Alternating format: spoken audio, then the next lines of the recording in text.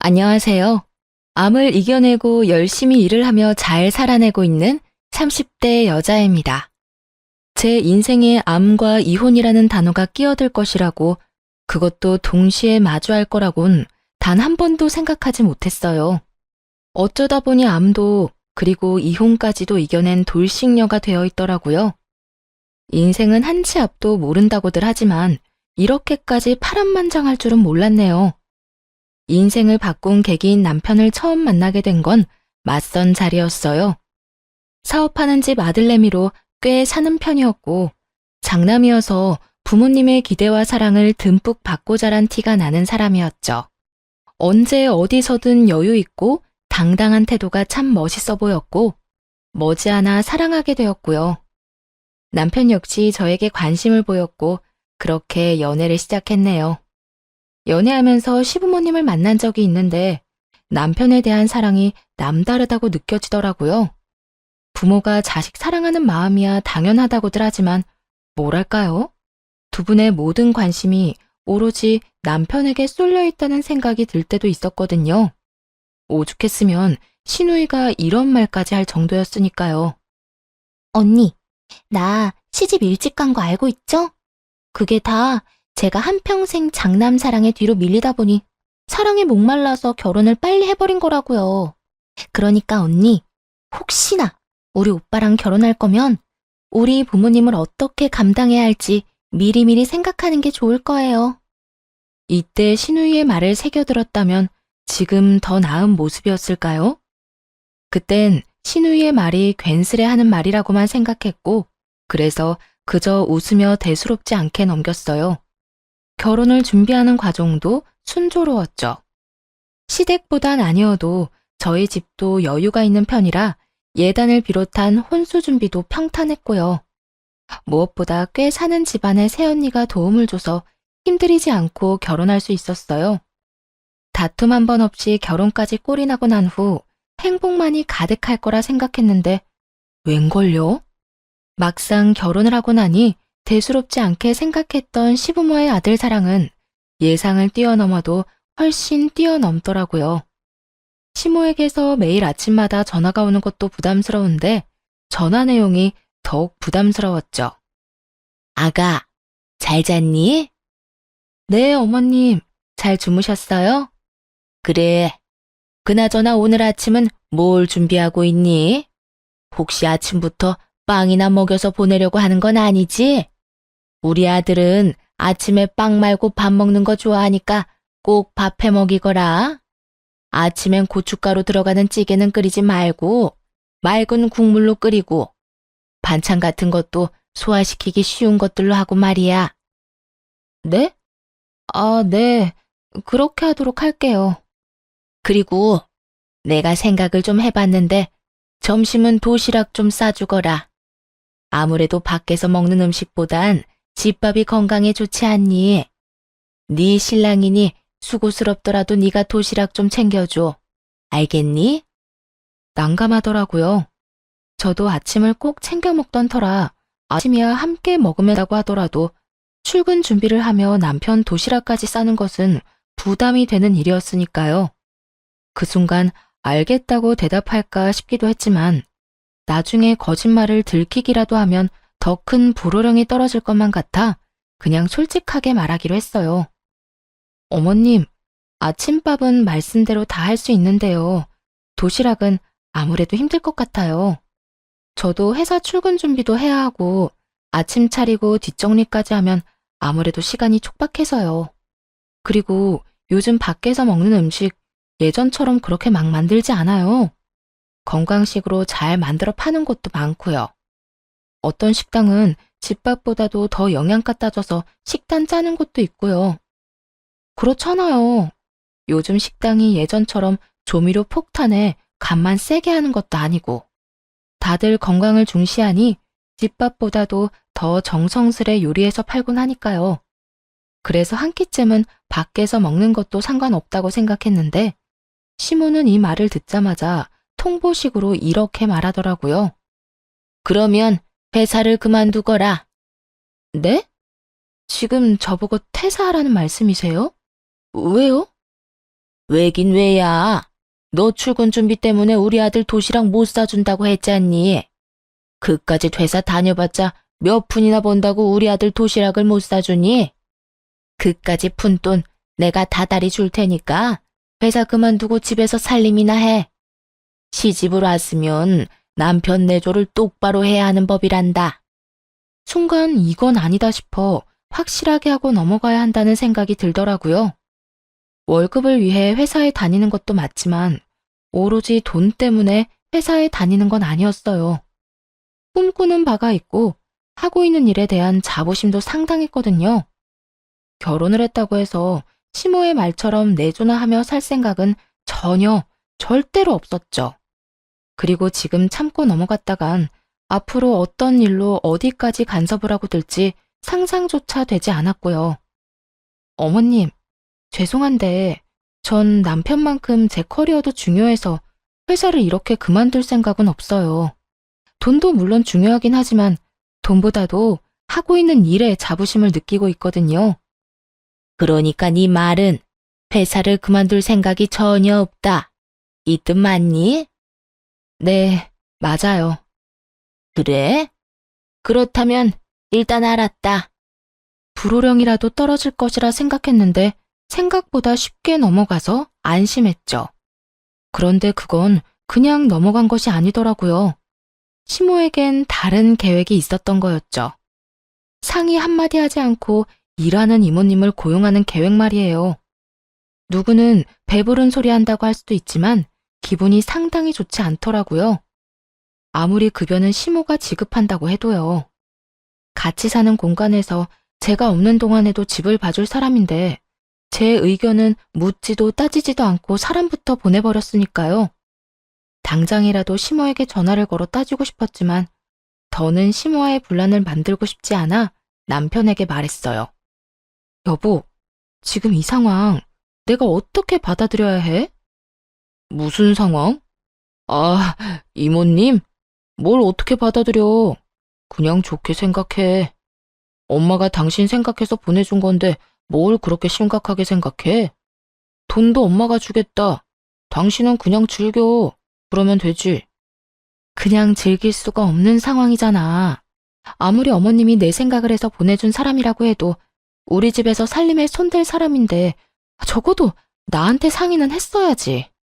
어떤 사람인지도 모르는데 찝찝하잖아. 별 걱정은 다 한다. 우리 엄마가 설마 이상한 사람을 집에 보냈겠어? 걱정하지 말고 그냥 즐겨. 아침마다 당신이 밥 차리고 뒷정리하는 거 사실 나도 마음이 좋지 않았다고. 이모님이 다 해주니 나도 마음 편하고 당신은 몸 편하고 얼마나 좋아? 남편은 대수롭지 않게 생각하고 있었고 결국 대화를 포기해버렸어요. 더 이야기해봤자 저만 이상한 사람이 될 것 같기도 했고 한편으론 남편의 말처럼 설마 신모가 이상한 사람을 집으로 보내기야 했겠나 하는 생각 때문이었죠. 그런데 집으로 온 사람은 이상한 사람이 맞더라고요. 집에서 일어나는 모든 일을 시모에게 하나도 빠지지 않고 보고했으니 말이에요. 처음엔 그저 집안일만 해주는 사람이라 생각했어요. 그런데 어느 날부터 시모가 집안일에 대해서 너무 많은 것을 알고 있다는 생각이 들더라고요. 아가, 요즘 회사 많이 바쁘니? 네? 그냥 조금 바쁘기는 한데 왜 그러세요? 그냥 목소리가 힘이 없는 것 같아서. 바쁘면 퇴근도 늦겠구나. 아무리 맞벌이라고 해도 여자는 남자가 집에 들어오기 전에 먼저 집에 와서 맞이해야 하는 건 알고 있지?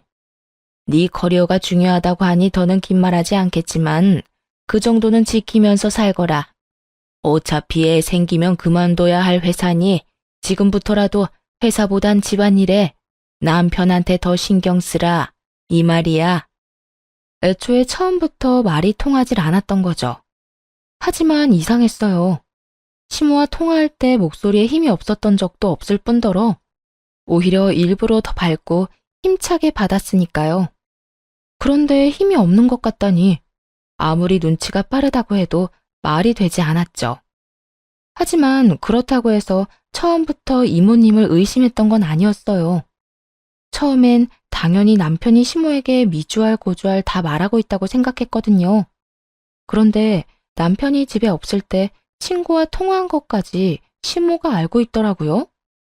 아가, 너 혹시 우리 아들 두고 바람이라도 피우니? 전화를 걸어 다짜고짜 한다는 말이 바람이라니. 이게 무슨 황당한 말인가 싶었어요. 평소에 의심받을 만한 행동을 한 것도 없었고, 결혼을 한 후엔 거의 일과 집만 오가는 생활을 하고 있었으니까요. 기분 나쁨과 의아한 내색을 숨기지 않고 표현하며 시모에게 되물었어요. 네? 그게 무슨 말씀이세요? 너 우리 아들 집에 없을 때 웬 남자랑 하하호호 웃으며 통화했다면서? 결혼한 여자가 외간 남자랑 그렇게 웃으면서 통화할 일이 외도밖에 더 있니?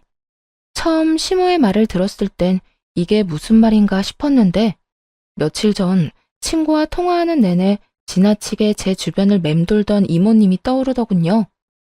이 여자가 시모의 눈과 귀가 되기 위해 우리 집에 들어온 거구나 하고 깨달았죠. 아, 어머님, 혹시 이모님 우리 집에 들인 이유가 이건가요? 집안에서 일어나는 일들 보고받으려고요? 시모가 대놓고 물은 것처럼 저 역시 시모의 의중을 직접적으로 물었고 시모는 당황하는 기색 하나 없이 이렇게 대답하더군요. 주된 목적은 집안일이지만 부수적으로 그런 것도 따라오지 않겠니? 설마 넌 아무것도 모르고 도움을 받았던 거야? 뻔히 다 알고 있을 거라 생각했는데 생각보다 순진하네. 아니, 어떤 사람이 그딴 걸 예상하겠어요? 보통의 사람이라면 아들 부부가 좀 더 편안한 환경에서 맞벌이를 하기를 원해 호의를 베풀었다고 생각하는 것이 당연한 거 아닌가요? 시모는 마치 제가 이상한 사람이라도 되는 듯 몰아가더라고요.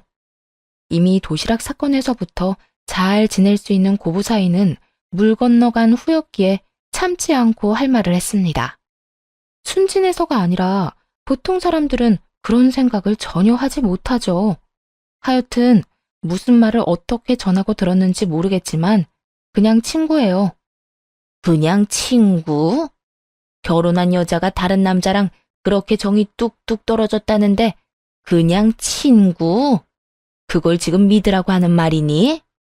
그럼 친구가 결혼하니 결혼식장에 오라는데 웃으면서 통화하죠. 울면서 통화하면 그게 더 이상한 일 아닐까요? 그리고 어머님, 이모님 다시 알아보셔야겠어요. 할 일을 제대로 못하고 대충대충 하는 것 같은데요. 중요한 이야기는 쏙 빼고 오해하기 딱 좋은 말만 전하는 걸 보면요. 꼭 이혼하라고 고사라도 지내는 사람 같잖아요. 그건 내가 알아서 할 문제고, 넌 친구든 뭐든 남자는 멀리하고 행동 똑바로 하고 다니렴. 괜한 소리 내 귀에 들리게 하지 말란 말이야. 혹시 그런 기분 아시나요? 말이 말 같아야 화도 나고 성질도 내볼 텐데 시모가 하는 말은 전혀 말 같지도 않아서 화도 나지 않더라고요. 그저 혼자 드라마 한 편 잘 쓴다는 생각에 헛웃음과 한숨만 나왔죠. 저는 지금처럼 똑같이 행동하고 다닐 거예요, 어머님. 어머님은 어떻게 생각하는지 모르겠지만 결혼하고 이때껏 문제 삼을 만한 행동을 한 적도 없으니까요. 그러니까 괜한 소리가 들리거든 어머님이 귀를 닫으세요. 그러면 저도 어머님도 서로 평화롭지 않겠어요? 너 지금 감히 나한테 말대꾸하는 것도 모자라 나한테 명령질을 하는 거니? 그렇게 느끼시면 그렇게 생각하세요.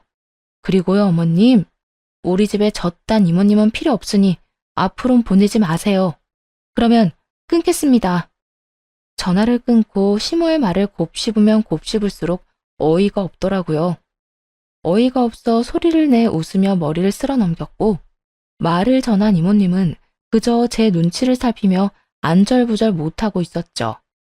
그렇게 한참 불편한 상황이 이어지고 있는데 남편이 집으로 들어왔어요. 소파에 앉은 제 표정이 남편의 눈에도 좋지 않아 보였는지 바로 곁으로 와 이유를 묻기 시작하더라고요. 여보, 표정이 왜 그렇게 살벌해? 무슨 일 있었어? 일 많았지. 혹시 당신은 알았어?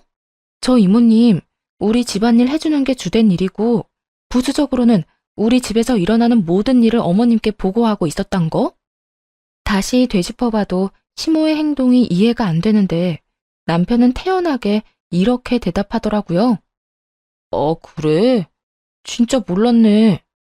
그런데 여보, 그게 그렇게 하늘 일이야? 그럴 수도 있는 일 아닌가? 뭐? 당신 지금 뭐라고 그랬어? 그렇잖아. 이 넓은 집에서 살면서 당신 살림 신경 쓰지 말라고 사람도 보내줬는데 그 정도는 우리가 각오했어야 하는 거 아닌가 해서 말이야. 시모에게 들을 때는 화가 나지 않았는데 남편의 입에서 똑같은 말을 들으니 참을 수 없이 화가 나더라고요. 잘 들어. 당신이랑 어머님은 어떻게 생각하는지 모르겠는데 난 전혀 그렇게 생각 안 해. 지금 당신 집에서 나한테 하는 이 모든 행동들 엄청 경우 없는 행동일 뿐만 아니라 해서는 안 될 행동이라고. 도대체 며느리 감시하려고 집으로 사람 보내는 시댁이 어디에 있어? 당신 지금 우리 집 욕하는 거야? 배울 만큼 배웠다는 사람이 어떻게 이렇게까지 유치한지. 5살짜리랑 이야기해도 이것보단 수준이 높겠다 싶었어요. 결혼하기 전엔 전혀 몰랐던 모습을 본 날이었죠. 좋게 설명해도 남편은 똑바로 들을 생각이 없어 보였고, 전 저대로 답답하고 화가 나는 상황이 반복됐죠. 당신은 이 상황이 얼마나 잘못된 건지 전혀 모르는 것 같네. 잘못은 확실히 짚고 넘어가자는 말이야. 꼭 이렇게 잘잘못을 따지고 들어야겠어?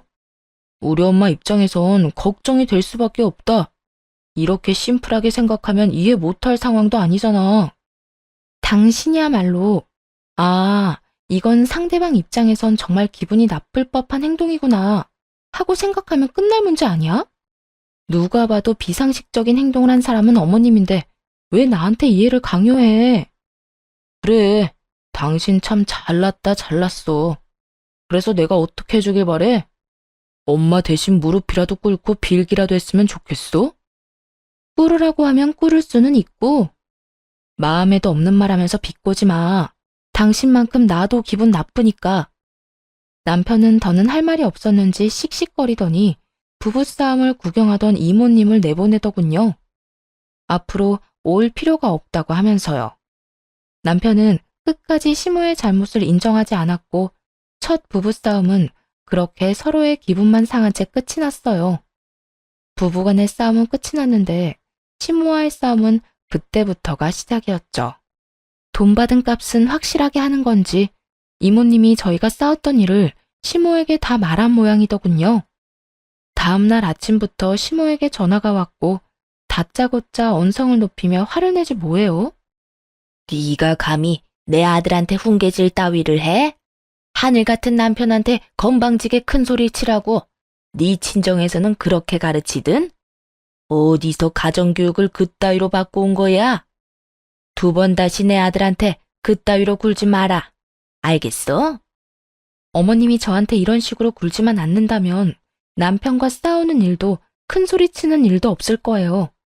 그리고 친정 이야기도 그런 식으로 하지 말아주시고요. 그런 식이라고 했니?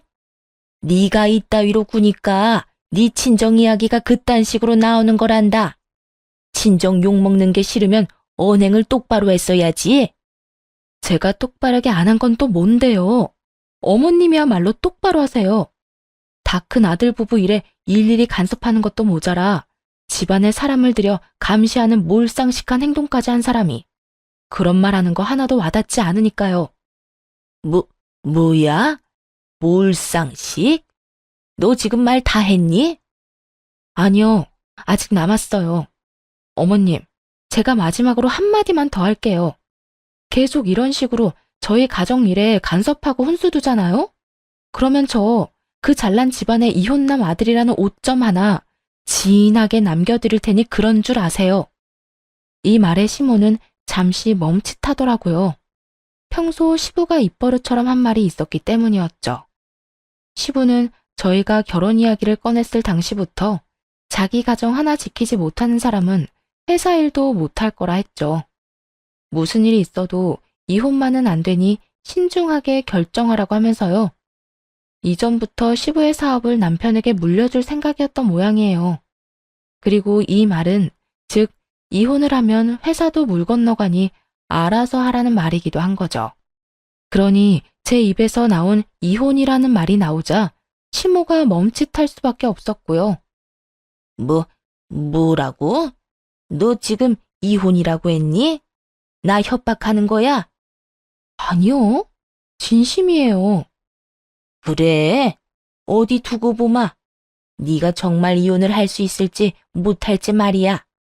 시모는 그냥 하는 말이라고 생각하는 듯 했지만 그럴 리가요. 누구보다 진심이었거든요.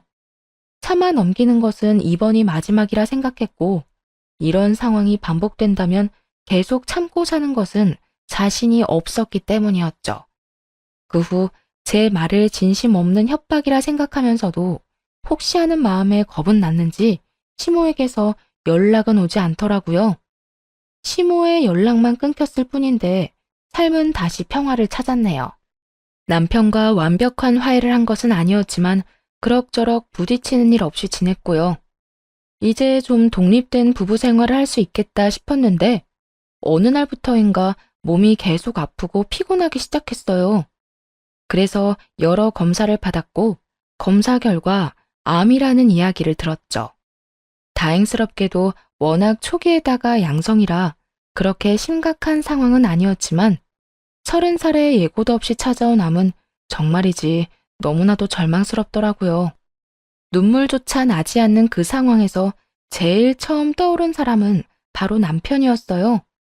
당장이라도 연락을 해 몸 상태에 대해 알리고 위로를 받고 싶었지만 남편의 목소리를 들으면 바로 눈물이 터져 나올 것만 같아 일단 집으로 향했어요. 소파에 앉아 암에 관해 검색을 하고 있으니 남편이 집으로 들어오더라고요. 곧바로 남편에게 몸 상태에 대해서 말해주었어요. 따뜻한 위로를 바라며 말이죠. 여보, 나 암이래. 갑상선암. 뭐? 그게 정말이야? 그런데 여기 이러고 있으면 어떡해. 병원에 있어야지. 그렇지 않아도 입원 날짜 잡아두고 왔어. 나 이제 어떻게 해? 너무 무서워. 어떻게 하긴 뭘 어떻게 해. 수술하면 되지. 포옹은커녕 괜찮냐는 말 한마디 없던 남편은 저의 손길을 피하며 안방으로 가 짐을 싸기 시작하더라고요. 마치 전염병에 걸린 사람 피하듯이 남편의 행동은 재빠르고 거침이 없더군요. 남편의 모습에 너무 당황스러워 말까지 제대로 나오지 않았죠. 당신 지금 뭐해? 짐은 갑자기 왜 싸는 건데? 당신 암이라며? 그럼 병원에 입원해야 할 텐데 그동안 나 혼자 이 집에 있어봤자 뭐해? 우리 집 가 있으려고. 병원에 입원할 때 전화해. 시간 내서 갈 수 있으면 갈 테니까. 할 말이 그게 다야? 그러면? 더 무슨 말을 해야 해? 아, 병원비는 걱정하지 말고 치료나 잘해. 돈은 우리 집에서 해줄 거야. 아마. 몸이 건조한 남편의 언행에 마음이 무너지며 어떤 말도 하고 싶지 않더라고요. 평생을 함께할 것을 맹세한 사람이 암에 걸렸다는데 돈 걱정은 하지 말라는 인간이랑 무슨 이야기를 하겠어요? 남편에 대한 실망감과 이러려고 결혼까지 했나 하는 회의감에 휩싸였고 그렇게 멍하니 있는 동안 남편은 묵직한 짐과 함께 집을 나가버리더군요. 뒤이어 집을 나서자마자 시모에게 모든 사실을 알렸는지 전화가 왔어요. 이야기 들었는데 너 암이라며? 에휴, 싫다 하니까 별꼴을 다 보는구나. 어떻게 병까지 걸린 애가 우리 집안에 들어온 건지. 에휴, 그래서 수술하면 괜찮다니? 며느리가 암이라는데 할 말이 그것뿐이세요? 그러면 내가 뭐라고 해주길 바라니? 눈물이라도 흘리면서 위로라도 해줄 거라 생각했다면 그런 기대는 버리거라. 지금 속았다는 생각에 화가 나 미칠 것만 같으니까.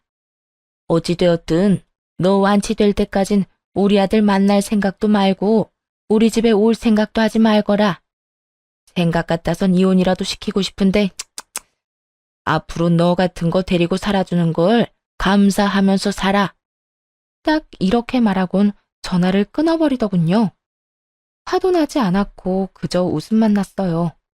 하는 꼴이 그 엄마의 그 아들인가 하는 생각이 들기도 했고, 이런 꼴을 보기 위해 이런 상황까지 왔구나 하는 생각이 들더군요. 그리고 이혼을 꼭 해야겠다는 다짐도 했고요. 일단 이혼도 이혼이지만 치료가 우선이었기에 서둘러 입원을 해 수술을 받았습니다. 다행스럽게도 수술은 잘 되었고 경과 역시 좋았어요. 차가운 수술실에서도 적막한 병실에서도 온 머릿속이 이혼 생각으로 가득 차서인지 암을 견디는 과정에서 지치거나 힘들지도 않더라고요. 오로지 빨리 암을 이겨내서 보란 듯이 건강한 모습으로 이혼해야지, 그 생각뿐이었어요. 그렇게 시간은 흘러 퇴원을 앞두고 있던 어느 날, 남편과 시모가 병실로 찾아오더라고요. 완치될 때까진 얼굴 볼 생각도 하지 말라더니 봉투를 가지고 왔더군요. 여기 돈 좀 넣었으니 병원비하고 남는 건 몸보신 하는데 보태 쓰거라. 다 나을 때까지 얼굴 볼 생각도 하지 말라더니 병원비 주려고 왔나 봐요. 저도 병원비쯤은 있는데 괜한 걸음 하셨네요. 봉투는 쳐다보지도 않고 냉담하게 말하자 남편은 콧방귀를 뀌고 시모는 혀를 차며 상식밖에 말을 꺼내놓기 시작하더라고요. 그냥 감사합니다 하고 받으면 안 되니? 네가 매사에 이따위로구니 암이나 걸린 거야. 아휴, 말싸움 하려고 온 거 아니고 할 말이 있어서 왔다. 너도 알다시피 우리 집은 손이 귀한 집이다. 그런데 네가 이런 병까지 걸렸으니 네 몸에서 우리 귀한 손주를 보는 건 아무래도 찝찝해서 말이다. 그래서 우리가 좀 준비한 게 있는데 넌 여기에 사인만 좀 하려무나. 이렇게 말한 시모는 종이를 내밀더라고요. 남편이 밖에서 낳아온 자식을 친자식처럼 정성껏 잘 키우겠다는 내용이 적힌 종이었어요. 그러니까 저한테 지금 찍소리도 하지 말고 남편이 밖에서 낳아온 자식이나 키우면서 살아라, 이 뜻이네요? 그래, 상황이 이런 걸 어쩌겠니? 우리도 너한테서 손주 보면 여러모로 좋지만 아무리 그래도 우리 귀한 손주한테 암 유전자를 물려줄 순 없지 않겠니? 대신 거기에 사인하고 잘 지켜주며 살면 앞으로 돈 걱정만큼은 하지 않고 살게 해주마. 당연히 이 모든 건 비밀로 한다는 조건에서 말이야. 애 낳아줄 여자는 우리가 알아서 고를 테니 그건 걱정하지 말고 원한다면 애 엄마 면접도 함께 보게 해주마. 막장 드라마보다도 더 막장 같은 상황이었죠. 다른 곳도 아닌 이제 막 수술이 끝나 회복 중인 제 병실에서 이런 일이 일어나고 있다는 게 현실 같지 않아 웃음이 났어요. 큰 소리로 그냥 웃어버렸고 그걸 본 시모는 암투병 하더니 정신도 나가버린 것이 아니냐며 뒷걸음질까지 치더라고요. 그렇게 한참을 웃다가 가까스로 웃음을 멈추고 종이를 다 찢어버렸어요. 그리곤 남편과 시모를 보며 이렇게 말해줬네요. 그냥 이혼하자. 나 더는 당신 같은 인간이랑 살고 싶지 않네. 당신 같은 인간 며느리 하고 싶지 않고. 당연히 그 각서에 사인을 할 거라 생각했던 건지 두 사람은 저의 갑작스러운 이혼 통보에 놀란 눈을 하고 길길이 날뛰기 시작했어요. 이혼? 당신 정말 정신도 나가버린 거야? 이혼은 무슨 이혼이야. 정신 차려. 당신 지금 암 환자야. 그런 주제에 이혼은 무슨 이혼이야? 그래, 우리 아들이 너 같은 거 못 데리고 산다고 이혼하자고 해도 모자랄 상황에 뭐? 이혼? 주제도 모르고 누구 네가 예뻐서 그런 제안을 한 줄 알아? 어쨌든 이혼은 절대 안 되니까 헛소리 그만하고 애 낳아오면 애나 잘 키울 준비해. 어디서 대본이라도 외우고 온 건가 싶었네요. 장단이 어찌나 잘 맞던지 박수라도 쳐주고 싶은 심정이었어요. 정신 차리지 못하고 헛소리만 하는 두 사람을 향해 언성을 높였어요. 그 애 당신 엄마랑 당신이나 잘 키워. 그렇게 귀한 손주인데 날 뭘 믿고 맡기려고? 아까부터 말했지만 나라고 네가 마음에 들어서 이러는 게 아니다. 이미 결혼을 했고 우리 집 호적에 있는 이상 너도 네 할 도리는 다 해. 밖에서 낳아온 자식 키워줄 도리는 도대체 무슨 도리인지 알 수가 없네요. 어쨌든 그딴에 키울 생각도 없고 태어나는 대로 이혼할 거니까 그런 줄이나 아세요. 아이, 너 지금 이러는 이유가 돈 때문이니? 왜? 이 봉투에 든 돈이 모자랄 것 같아서 그래? 돈 더 주면 되겠니? 앞으로 돈 걱정 없이 살게 해주겠다는 내용도 각서에 적어주면 만족할래? 시모는 돈을 더 꺼내려 가방을 뒤지기 시작했어요. 그 순간 새언니가 병실로 들어오더니 침대 위에 올려진 돈 봉투를 들고 시모를 향해 이렇게 말했어요. 이 노인네가 듣고만 있으려니 도저히 못 참게 만드네. 이보세요, 아줌마. 돈이 그렇게나 많아? 돈질하라고 싶어 못 참겠어? 그런데 어떻게 하지? 돈은 우리 집도 꽤 있는 편이라 이까짓 거 필요 없는데 말이야. 화가 난 새언니는 돈 봉투 안에 돈을 모조리 꺼내 시모 얼굴에 던져버렸어요. 그리곤 가방 안에 사진도 꺼내 던졌고요. 새언니가 던진 사진엔 남편이 다른 여자와 호텔을 들락날락거리는 장면이 무수히 많이 찍혀 있었고, 더 어이없었던 건 여자들이 모두 다른 사람들이라는 거였어요. 여기저기 떨어진 사진들을 보자 화가 다시 끓어오르는 듯 새언니는 두 사람에게 삿대질까지 하며 몰아붙이더라고요. 이딴 더러운 짓거리나 하고 돌아다닌 주제에 여기가 어디라고 찾아와서 그딴 말 같지도 않은 말을 짓거려? 너희들이 그러고도 인간이야? 어떻게 인간의 탈을 쓰고 여기가 어디라고? 새언니의 고함에 두 사람은 아무 말도 하지 못하더라고요. 거기에다 시모도 남편이 이딴 짓을 하고 다니는 것은 몰랐는지 꽤 놀란 눈치기도 하더군요. 평소라면 남편 대신 변명하기 바빴을 시모가 놀라서 벌어진 입을 다물 생각도 못하고 있었으니까요. 대변인이었던 시모가 할 말을 잃고 가만히 있자 남편이 급하게 변명을 해대기 시작하더군요. 엄마, 이건 그래, 거래처 미팅이었어. 호텔이 그런 짓만 하러 가는 곳은 아니잖아. 비즈니스, 일하러 간 거였다고. 말도 안 되는 변명에 시모 역시 기가 차는지 그저 남편을 보고만 있던 순간이었어요. 병실 밖에서 모든 상황을 듣고 있던 변호사가 천천히 들어오더라고요. 그리곤 이렇게 말했어요. 밖에서 모든 상황 다 들었으니 상담도 필요 없을 듯 하네요. 소송 준비 바로 시작할 거고 원하시는 결과 꼭 얻어낼 테니 아무 걱정하지 말고 회복에만 전념하시면 됩니다. 변호사는 자리를 떠났고 시모와 남편은 상황 파악을 하느라 정신이 없어 보이더군요. 이로써 모두 제 계획대로 되었다고 생각했네요. 네, 맞아요. 사실 암 치료를 시작하기 전부터 새언니에게 모든 사실을 알리고 남편의 뒷조사와 함께 변호사 선임을 부탁한 상태였거든요. 아무래도 집을 나간 남편이 얌전히 지낼 리 없다고 확신했기 때문에 새언니라는 조력자를 구해 이혼 준비를 했던 것이었죠. 재력이 남달랐던 새언니는 저의 부탁에 최고의 흥신소뿐만 아니라 최고의 변호사까지 선임해 날마다 병실을 오가고 있었고요. 그날도 변호사와 함께 병실로 왔다가 이 대화를 들은 것이었죠. 물론 이 대화는 모두 녹음한 상태였고요. 미혼남이라 거짓말을 하며 여러 여자를 만난 증거와 함께 병실에서 일어난 일까지 빼도 박도 못하게 된 거죠. 시모는 완전히 다른 사람으로 돌변해 부탁을 해오더라고요. 아가, 너도 내 심정 이해하지? 같은 여자로서 내가 오죽했으면 너한테 그런 부탁까지 했겠니? 네가 원하는 게 이혼이라고 했지? 그래, 그까짓 이혼 당장이라도 해줄 테니까 네 시아버지한테만 비밀로 해다오.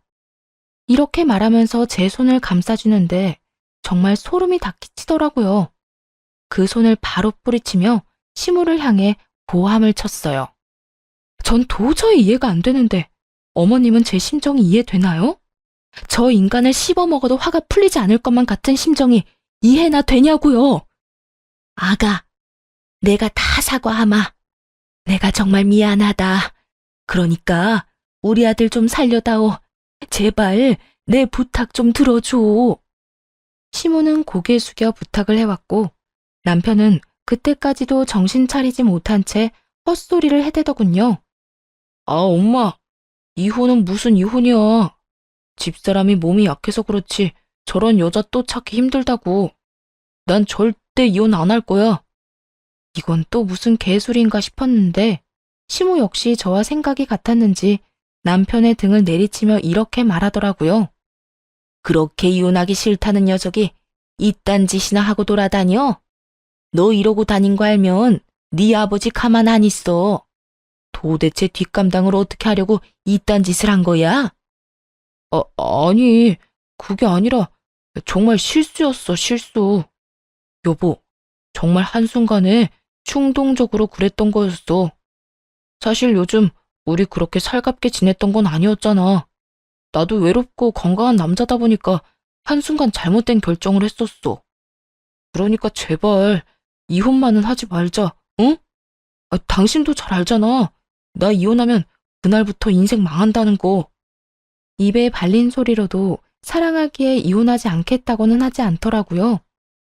어느 정도 알고는 있었지만 막상 그 순간을 마주하고 나니 비참하기도 하고 후련하기도 한 그런 오묘한 기분이었어요.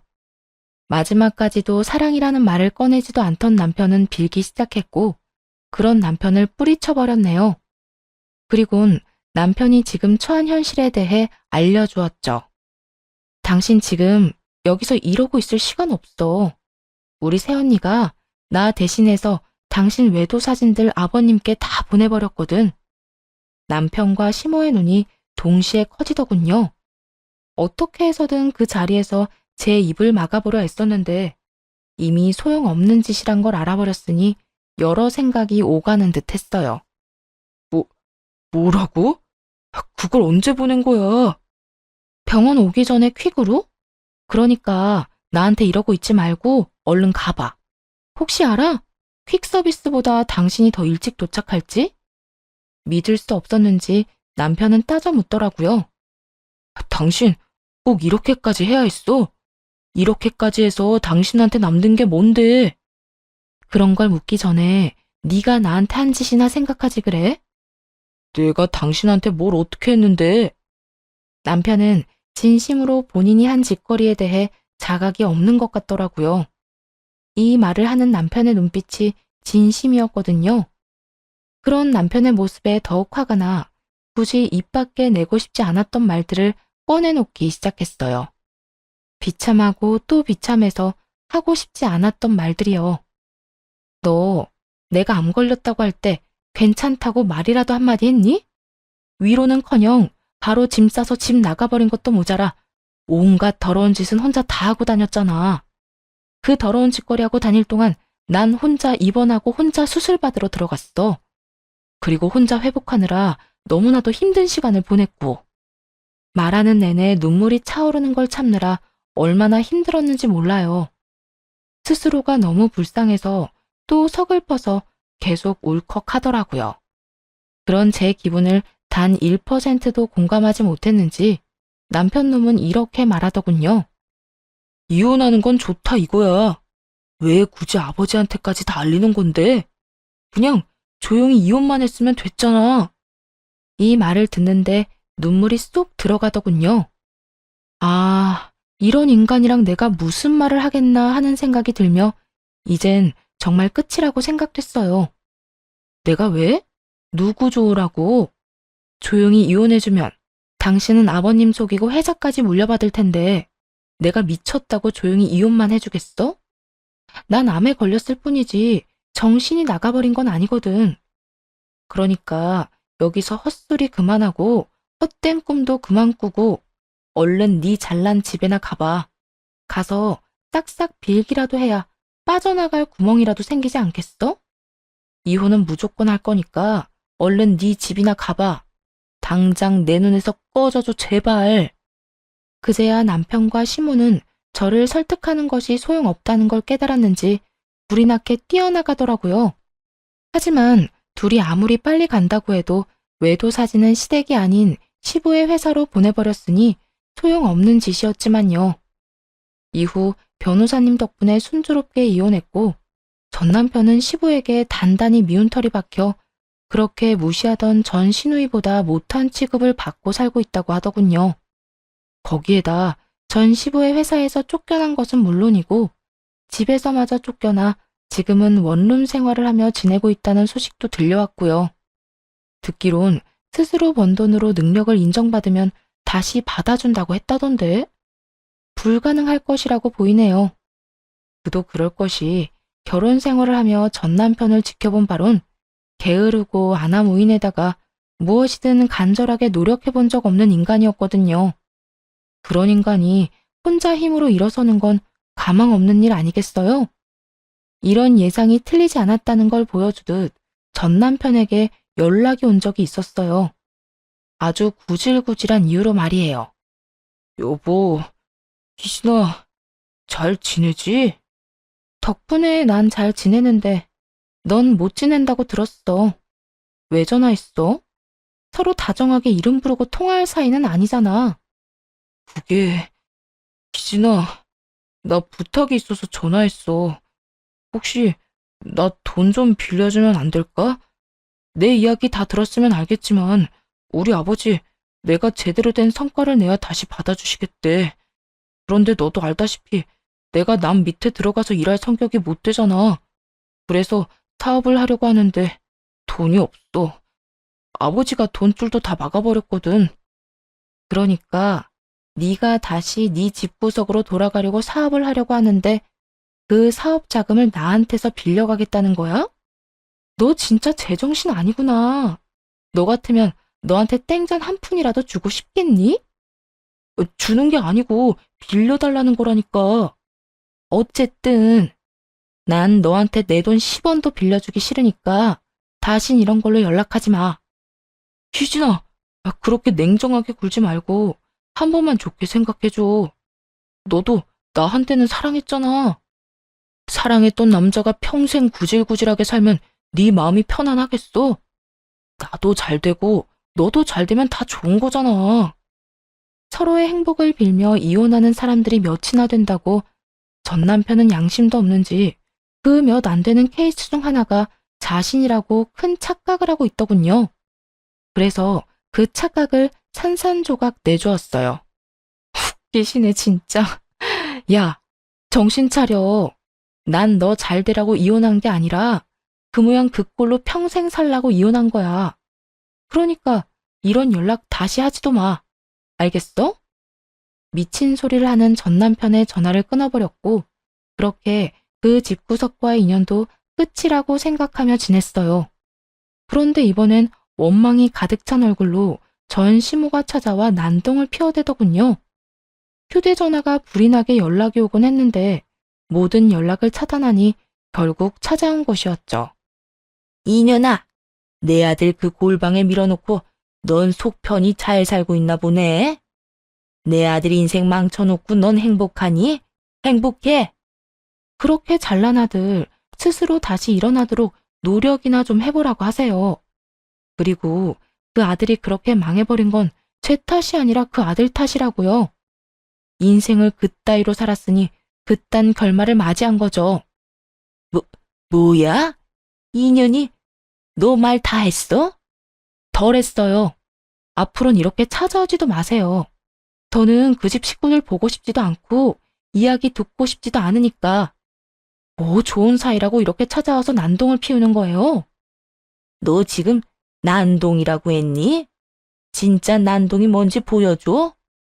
전 시모는 순식간에 저를 밀고 집으로 들어오더니 닥치는 대로 물건들을 던지기 시작했어요. 처음부터 너 같은 건 집에 들이는 게 아니었어. 아니었다고. 그 오점 하나 없던 내 아들이 니까지 것 때문에 골방 생활을 하고 있다는데 뭐? 책임이 없다? 다 내 아들 잘못이다? 고작 그딴 말이나 듣자고 내가 여기까지 찾아온 줄 알아? 당장 내 아들 책임지고 나한테는 무릎 꿇고 빌어. 다 잘못했다고 빌란 말이야.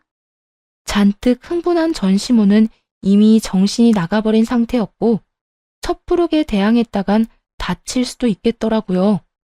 그리고 똥이 무서워서 피하나요? 더러워서 피하지. 전 시모의 난동이 시작되자 경찰에 전화를 걸어 신고해버렸고 얼마 지나지 않자 경찰관들이 와 시모를 데리고 가버렸죠. 그 후 전 시모가 입힌 피해는 다 보상을 받았지만 도저히 화가 풀리진 않더라고요. 똑같은 일이 또 반복되지 말란 법도 없기도 하고요. 그래서 전 시부에게 전화를 걸어 전 시모가 어떤 행동을 하고 돌아다니는지 모든 것을 알렸죠. 아버님, 잘 지내시죠? 그래, 넌 괜찮니? 몸은 좀 어때? 내가 먼저 연락해본다는 게 너한테 면목이 없어서 연락도 못했구나. 몸은 괜찮은데 며칠 전에 어머님이 왔다 갔어요. 뭐? 집사람이? 혹시 나쁜 행동이라도 했어? 네, 찾아와서 그 사람 책임지라고 화를 내더니 집안 물건은 다 집어던지고 난동을 부려서 신고까지 하는 일이 있었어요. 그래서 말인데 아버님이 어머님 좀 말려주시면 안 될까요? 곧 이사를 하긴 할 건데 그동안만이라도 마음 편히 지내고 싶어서요. 통화를 하던 당시 전 시부의 옆에 전 시모도 있었는지 이 말이 끝나자마자 전 시부가 전 시모에게 호통을 치는 소리가 들렸어요. 전 시모의 무조건 잘못했다는 목소리도 들려왔고요. 지금 다신 가지 않겠다는 다짐 받아냈다. 다신 찾아가거나 연락하는 일은 없을 게야. 미안하구나. 그렇지 않아도 여러모로 힘들 텐데. 네가 참 고생이 많구나. 아니에요. 이런 일로 연락드려서 죄송해요. 아니야, 괜찮아. 앞으로 이런 일이 있다면 무조건 연락해다오. 내가 다 처리해 줄 터이니. 전 시부와의 통화는 확실히 효과가 있었어요.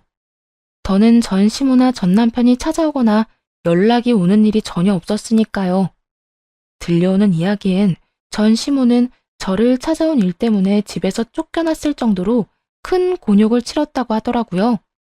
정말이지 그 집구석에서 전 시부라도 정상적인 사람이라 얼마나 다행인지 몰라요. 만약 전 시부마저 똑같은 인간이었다면 이혼이 그 인간들에게 복수가 아닌 새로운 출발을 돕는 길이 되었을지도 모르니 말이에요. 그 후 남은 치료를 무사히 마쳤고 지금은 건강하게 잘 살고 있어요.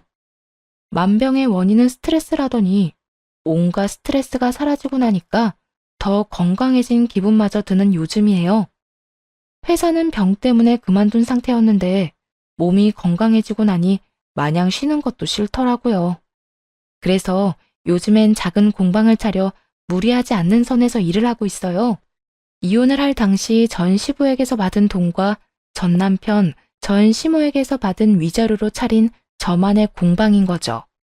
한마디로 위자료로 차린 공방이 되겠네요. 이 공간에서 하루를 보내며 이런저런 사람들을 만나 이야기도 나누고 그때그때 만들고 싶은 작품들을 만들며 행복하고 재미있는 날을 보내며 살아가려고요. 혼자 사는 삶이긴 하지만 이 정도면 꽤 괜찮은 삶 아닌가요? 긴 사연 함께 해주셔서 감사합니다.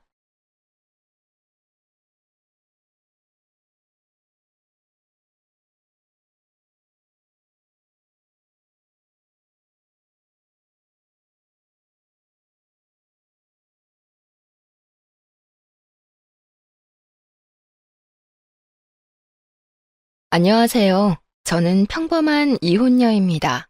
평범하게 사는 게 꿈이었는데 최근에 본의 아니게 더러운 사건에 휘말려서 소가리를 좀 했어요. 오늘 사연을 쓰게 된 이유는 딱히 거창하진 않아요.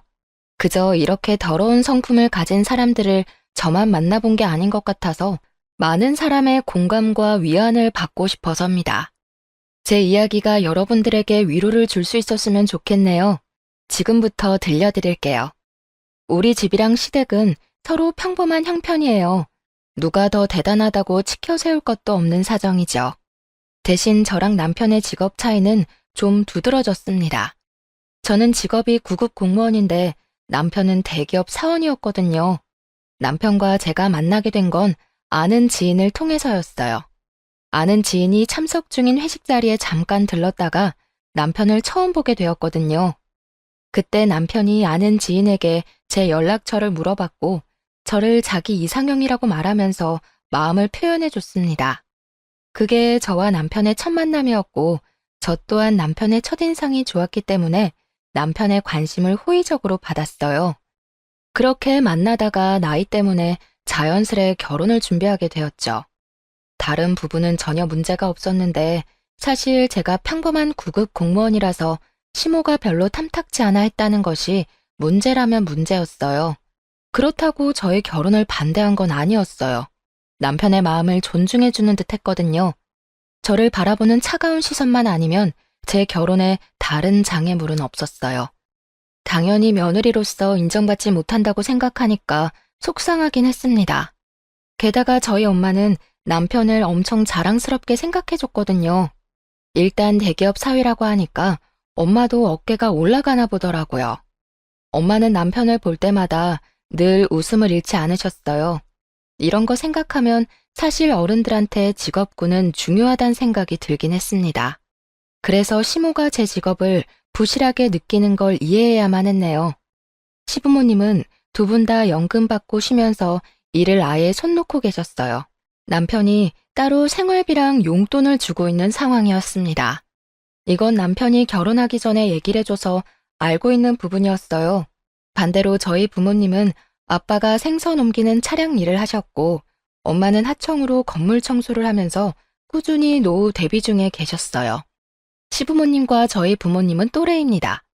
그래서 그런가 저는 시부모님만 뵙고 오면 부모님께 죄송해지더라고요. 제가 조금만 더 잘났다면 친정 부모님도 고생 안 하고 쉬면서 제 용돈 받고 지냈을 텐데 하는 생각을 안 할 수가 없었어요. 그런 부분에서 제가 속상해하면 남편은 늘 이렇게 저를 위로해 줬습니다. 장인어른 장모님은 사실 노후 준비되어 있는데 딸한테 부담 줄까봐 일하시는 것 같은데 우리 부모님은 그저 본인들 삭신 쑤신 게 먼저라서 무조건 내 용돈만 기다리고 있거든. 근데 오직 자식 걱정 때문에 장인어른 장모님이 그 연세까지 일을 하신다는 게 얼마나 대단하냐? 이럴 땐 미안해만 할 게 아니라 차라리 존경한다고 말씀드려야 되는 거야. 남편은 항상 우리 부모님을 뵙고 오면 경의를 표현했습니다. 배울 점이 너무 많다면서 우리 부모님을 향한 칭찬을 아끼지 않았어요. 남편의 이런 존경심은 저한테만 몰래 표출하는 것이 아니라 정말 우리 부모님 앞에서도 그런 마음을 많이 표현했어요. 그 때문에 부모님이 저보다 남편을 더 기다리는 것 같기도 했습니다. 대기업 사위가 그렇게 말해주니 쑥스럽네. 우리야 뭐 놀고 먹을 돈이 없으니까 계속 일을 하는 거지. 움직일 수 있을 때까진 계속 돈을 벌어야 딸내미 등골 빼먹는 일은 없을 거 아니야. 물려줄 재산이 없으니 빚은 남기지 말아야지. 그런 말씀 마세요. 장인어른 장모님 연세까지 노력하면서 사는 어른들 몇 없잖아요. 진심으로 너무 대단하세요. 저도 꼭 장인어른 장모님처럼 힘닿는 데까지 일하는 사람이 되고 싶습니다. 남편이 우리 부모님 기분을 굉장히 잘 맞춰줘서 저희 집에만 있으면 화목한 가정이 따로 없었어요. 그럴수록 시댁에 가면 이런 분위기가 안 난다는 것이 제 노력 부족인 것 같아서 좀 속상했습니다. 아무튼 신혼집은 양가 부모님이 해줄 수 없는 형편이라서 남편이랑 제가 모은 돈으로 마련했어요. 저보다 남편 돈이 더 많이 들어갔지만 남편이 제 돈도 포함된 거니까 공동 명의로 집을 계약하는 게 맞는다고 해줘서 그렇게 시작을 했습니다. 이런 부분에 대해서도 양가 부모님의 반응은 달랐어요. 그런 남편의 마음에 오히려 감동한 친정 부모님과 달리 시부모님은 저에 대한 반감이 더 늘어났어요. 아무리 생각해도 손해보는 장사라면서 제가 들리는 곳에서 구시렁거렸죠. 남편이 우리 부모님한테 잘하는 것처럼 저 또한 시부모님께 잘하고자 노력을 많이 했습니다. 하지만 갈수록 또렷해지는 차가운 반응은 사실 너무 어려운 난관이었어요. 제가 또 성격이 강한 사람이 아니라서 눈치를 더 볼 수밖에 없었습니다. 게다가 시부모님은 처음부터 저를 그렇게 막 예뻐했던 분들이 아니었거든요. 그러니 결혼을 하고 나면 얼마나 더 그런 태도가 솔직해지겠습니까? 제가 뭘 해도 그저 시큰둥한 반응이더라고요. 그냥 제가 뭘 잘하길 바라지 않는다는 듯 반응하셨는데 예를 들면 이런 식이었습니다. 돈도 없을 텐데 뭘 이런 것까지 샀니? 이렇게 흥청망청 지불하고 나중에 생활비 모자라면 우리 아들 돈으로 다 메꿀 생각이야? 급여가 적으면 모으는 거라도 잘해야 할 거 아니야. 그럼요. 당연히 돈도 잘 모을 거예요. 그런데 며느리로서 어머님, 아버님께 선물 정도는 드릴 수 있는 거잖아요. 제가 많이 부족한 며느리라는 거 아는데요. 앞으로 노력할 테니까 어머님께서도 조금 너른 마음으로 봐주셨으면 좋겠어요. 내가 뭐 속 좁게 행동했다는 거니? 내 기분대로 내가 알아서 반응하겠다는데 이런 것까지 며느리 눈치 보면서 행동해야 해? 너 은근히 착한 얼굴하고서 상대방 나쁜 사람 만드는 사람인가 보구나. 네? 무슨 그런 말씀을 하세요. 제가 어머님 앞에서 했던 말은 전부 진심이에요. 네가 우리한테 보여야 할 진심은 내 아들 앞길 방해되지 않게 돈이나 열심히 벌어서 모으는 것밖엔 없어. 네 마음 편하자고 사치 부린 걸 괜히 우리 핑계 대면서 합리화하지 마라. 시모는 정말 만만치 않은 사람이었어요. 화법만 봐도 느껴지지 않나요? 제가 만약 남편과 똑같이 대기업 사원이었다면 시모가 어떤 반응을 보였을까 궁금하기까지 하더라고요. 공무원 시험 합격했을 때 정말 좋아했고 저희 부모님도 울면서 기뻐했는데 시모의 무례한 태도 때문에 그 순간이 모두 부정당하는 것 같아서 기분도 나빴습니다. 돈도 돈이지만 사실 선물이란 건 상대방의 마음인 거잖아요. 근데도 시모처럼 저런 반응이 돌아오면 노력하는 입장에서도 솔직히 진이 빠지거든요. 심지어 저런 반응은 겨우 시작에 불과한 거였어요. 제가 시부모님 생각해서 뭘 사주거나 식사를 대접하면 항상 저런 잔소리가 뒤따라 붙었습니다. 저를 계속 돈 없는 사람 취급했고 훗날 남편 등의 빨대 꽂을 식구로 생각했죠. 그래도 어쩌겠어요. 대기업 아들을 뒀으니 당연히 비슷한 수준의 며느리를 원했을 거 아닙니까? 시부모님 입장에서는 아마 아들이 아까워서 속상했을 거예요. 그래서 제가 아무리 예쁜 짓을 해도 미울 수밖에 없죠. 저는 나름대로 시부모님을 최대한 이해하려고 노력했습니다. 그러나 10번 찍어 안 넘어가는 나무가 있더라고요. 시모의 원망은 갈수록 심해지기만 했습니다. 제게 이것도 하지 말라 저것도 하지 말라 그럴 돈 있으면 아끼고 아껴서 남편 앞길 안 망치게 관리나 해라 계속 이런 말만 하셨죠. 제 하루는 어느 순간부터 온종일 시모 생각하는 시간으로 꽉 차버렸어요. 어딜 가나 시모가 제 마음 한편에 불편하게 걸려 있으니까 직장에서 능률도 떨어지더라고요. 그래서 참을 만큼 참다가 결국 남편한테 얘기를 했습니다. 남편은 잠자코 듣는 것 같더니 저를 진심으로 위로해줬어요. 엄마가 말이 심하긴 했네. 우리 집이나 당신 집이나 별반 다를 거 없는 형편인데 참. 근데 원래 엄마들 마음이 그렇잖아. 내가 엄마 마음 같은 생각 안 하고 있으니까 엄마 말은 그냥 흘려들어. 그 고집쟁이 아줌마 마음을 어떻게 바꾸겠어. 당신한테도 미안해서 그러지. 당신은 우리 부모님한테 그렇게 잘하고 잘 지내는데 나는 당신처럼 못해주는 것 같으니까 미안하잖아. 진심으로 어머님, 아버님한테 잘해드리고 싶은데. 당신 마음이 어떤지 내가 이미 알고 있으니까 그걸로 난 이미 감동했어. 이렇게 착해서 어떡해? 하긴 내가 당신 그런 매력에 빠지긴 했지. 만약 남편마저 제 기분을 이해해주지 않았다면 저는 당시 결혼 생활을 유지 못했을 겁니다. 남편 말대로 저는 평소 착하단 소리를 듣는 여린 사람이었거든요. 그래도 저는 시부모님에게 잘 보이고자 하는 마음을 포기하지 않았어요. 그 이유는 남편이 저를 이해해주는 마음이 고마워서도 있었고, 우리 엄마가 대기업 사위를 너무 자랑스럽게 생각하는데 그로 인해 남편이 한결같이 우리 집에 잘했기 때문이었죠. 언젠가는 시부모님이 저의 이런 진심을 이해해주리라 그렇게 생각했습니다. 사람은 길게 봐야 되잖아요. 그냥 막연하게 시부모님이 평생 저를 미워하진 않겠지란 생각을 했던 것 같아요. 당연히 모든 초심은 굳건하잖아요. 그래서 오로지 오기로 버틸만 했는데 시간이 지나니까 초심도 잃게 되더라고요. 그렇게 시간만 지나보냈습니다. 시부모님과 저의 사이는 조금 더 가까워지지 않고 있을 무렵 오랜만에 친정에서 흥미로운 소식이 들려왔는데요. 엄마가 남편이 일하는 대기업 건물에서 청소를 담당하게 되었다고 하더라고요. 엄마는 그 사실을 알고 다른 날보다 더 들뜨셨어요.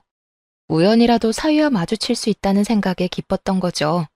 그래서 엄마는 출근 며칠을 앞두고 우리한테 전화를 했습니다. 그때 그 사실을 남편도 옆에서 같이 듣고 있었어요. 저희 그럼 자주 보겠네요. 장모님, 제가 바빠서 인사를 제대로 못 드릴 수도 있는데 그건 좀 이해해 주세요. 그래도 지나가다 저 보이면 모른 척 하지 마시고 꼭 인사해 주셔야 해요. 어머, 그래도 되겠니? 내가 괜히 바쁜 사람 귀찮게 하는 거 아닌가 몰라. 나야 우리 잘난 사위랑 인사 나누면서 일하면 기분 너무 좋지. 그럼 내가 아는 척 좀 할게. 받아줘. 엄마는 일하러 가는 게 이렇게 설렐 줄은 몰랐다면서 그날 전화로 소녀처럼 즐거워하셨습니다. 남편도 엄마의 소식을 반가워했고 엄마의 기분에 잘 맞춰서 대화를 나눠주었어요. 저도 그때 시부모님 때문에 기분이 별로였는데 남편과 엄마 소식 덕분에 오랜만에 웃어보았네요. 그렇게 엄마가 남편 대기업으로 출근하는 당일이 되었는데요. 저는 혹시 우리 엄마 보이면 잘 부탁한다고 남편한테 얘기했습니다. 그랬더니 남편이 알겠다고 걱정 말라며 대답은 해줬는데 어딘가 모르게 컨디션 난조 상태인 듯 보이는 겁니다. 어디 아프냐고 물어봤더니 남편이 그런 거 아니고 요즘 새로 시작한 프로젝트가 있는데 그게 좀 바쁘고 골치 아프다고 하더라고요. 확실히 무언가를 많이 신경 쓰는 몰골이긴 했어요. 저는 엄마 얘기를 더 하고 싶었는데 남편이 기분이 안 좋아 보여서 비타민 음료를 챙겨주는 걸로 배웅을 했습니다. 그리고 그날 저는 퇴근하고 엄마한테 전화를 했어요. 남편 회사에 처음 출근한 엄마가 어땠는지 궁금했거든요. 역시나 엄마는 들뜬 목소리로 신이 나서 말을 했습니다. 이러는 사람들한테 사위 소개해줬잖아. 우리 사위가 그 회사 다닌다고 하니까 사람들이 나를 얼마나 부러워했는지 몰라. 딸 잘 키웠다는 소리도 하더라. 그런데 역시 사람은 분위기 따라 다르다고 우리 사위 근사한 곳에서 보니까 더 인물값 하더라. 엄마는 청소하다가 남편을 만났다고 했어요. 아는 체를 했는데 남편이 인사를 받아줬다는 겁니다. 그래서 다른 청소 아줌마들한테도 남편을 소개해줬다면서 얼마나 자랑했는지 몰라요. 아줌마들 사이에서 기가 살았을 엄마를 생각하니 귀엽더라고요. 그런데 한편으론 걱정도 되었어요. 남편이 회사 일 때문에 스트레스가 많아서 그날 아침에 기분 안 좋은 상태로 나간 걸 아니까 혹시나 엄마의 행동이 마음에 걸리진 않았나 싶은 겁니다. 그래서 엄마와 통화를 종료하고 남편한테 바로 전화를 해봤어요. 남편도 퇴근 시간이라 전화를 했던 건데 의외로 전화를 안 받더라고요. 아직 안 마쳤다고 생각해서 그러려니 넘겼습니다. 그런데 저녁 먹을 시간이 훌쩍 넘겼음에도 불구하고 남편이 계속 연락도 안 되고 안 나타나자 마음이 불안해졌어요. 저도 모르게 얼마나 전화를 했는지 모릅니다. 그래도 여러 번 시도 끝에 남편이 전화를 받았는데요. 당황스럽게도 남편 동료가 대신 전화를 받았더라고요. 아, 오늘 회식이 있었구나. 남편이 그런 말은 없었는데 갑작스레 잡혔나 보네요. 지금 다 와간다고 하셨죠? 제가 미리 내려가 있을게요. 남편 동료하는 말이 회식이 있었는데 남편이 술을 많이 마셨다고 했어요. 그래서 대리기사 불러서 남편 차로 귀가 중이라 하더라고요. 사실 남편이 저랑 결혼하고 나서 이렇게 술이 떡이 될 만큼 마셨던 건 처음이었습니다. 때문에 저는 더 놀랐어요. 또 남편의 회사 일이 많이 바쁘긴 한가 보구나 하고 생각할 수밖에 없었죠. 그리고 남편은 그날 이후부터 회식이나 야근이 많아졌어요. 술을 마시는 날도 횟수가 급격히 늘었습니다. 이유는 전부 프로젝트 문제였어요. 그 프로젝트 때문에 팀원들 전체가 골머리를 앓을 만큼이나 하니 그걸 하지 말라고 할 수도 없고 제가 무어라 걱정해줄 처지가 못 돼서 술 마시는 걸 크게 말리지도 못했습니다. 술 마시는 게 스트레스 해소법이면 일단은 그렇게 내버려 두고 싶었어요. 그리고 남편이 술을 안 마시고 바로 귀가하는 날엔 저녁을 같이 먹었는데 그마저도 남편의 컨디션은 항상 안 좋아서 남편이 저녁밥을 몇 숟갈 뜨지 못했습니다. 어느 순간부터 저는 남편의 눈치를 많이 보게 되었어요. 아무리 일이 바빠도 든든하게 챙겨 먹어야 힘이 날 텐데 당신 며칠째 술 말고는 제대로 식사도 안 하는 것 같아. 속이 많이 안 좋은 거야? 좀 그런 것 같네. 회사 일정이 갈수록 더 빠듯해져서 그런가 봐. 걱정 마. 프로젝트만 끝나면 좀 살만할 거야. 남편이 다 괜찮다고 하는데 같이 사는 배우자 입장에선 남편이 걱정될 수밖에 없잖아요. 제가 할 수 있는 최대한의 노력이 약이라도 챙겨주는 거였는데요. 남편 기분도 띄워주면 좋을 것 같더라고요. 그래서 이런저런 엉뚱한 말을 하다가 엄마 얘기를 한번 해봤습니다. 그랬더니 남편이 엄마를 여러 번 만났다고 하면서 반가웠다 하더라고요. 근데 아무래도 컨디션 때문인지 그 말이 다였고, 저 또한 남편이 아파 보여서 더 이상 말은 못 걸었습니다. 안 좋은 일은 한꺼번에 닥친다는 말이 맞나 봐요. 남편도 컨디션 난조로 상태가 안 좋은데 그맘때쯤 친정집에도 문제가 생긴 겁니다. 신이 나서 출근하던 엄마가 갑자기 일을 관두고 하루 종일 잠만 자고 밥도 잘 안 먹는다고 시름시름 앓고만 있다는 사실을 아빠한테서 듣게 되었어요. 저희 엄마는 평소 성격이 밝은 편이라 웬만큼 큰일이 아니면 그렇게 다 죽을 사람처럼 고꾸라져 있지는 않거든요. 걱정이 되었던 저는 하루 연차 내고 엄마를 찾아갔습니다. 매번 제가 친정 방문하면 버선발로 마중 나오던 엄마였는데 그날은 확실히 엄마의 분위기가 달랐어요. 제가 와도 엄마는 그저 방 안에 이불 덮고 누워만 계시더라고요. 어디가 아픈 건가 싶어서 저는 엄마한테 인사도 제대로 못하고 원인부터 물었습니다. 그냥 몸이 안 좋아서 그만뒀어. 나도 이제 나이가 있잖아. 좀 쉬다 보면 괜찮아지겠지. 신경 쓰지 말고 그냥 가. 말하는 것도 귀찮아. 갑자기 왜 이러는지 말을 해야 알지. 몸이 어디가 안 좋은데? 같이 병원이라도 가보게. 건강에 문제 생기면 안 되잖아. 아유, 좀 됐다니까. 귀찮게 하지 말고 집에 가라고. 못 참을 정도로 아프면 내가 알아서 병원 갈게.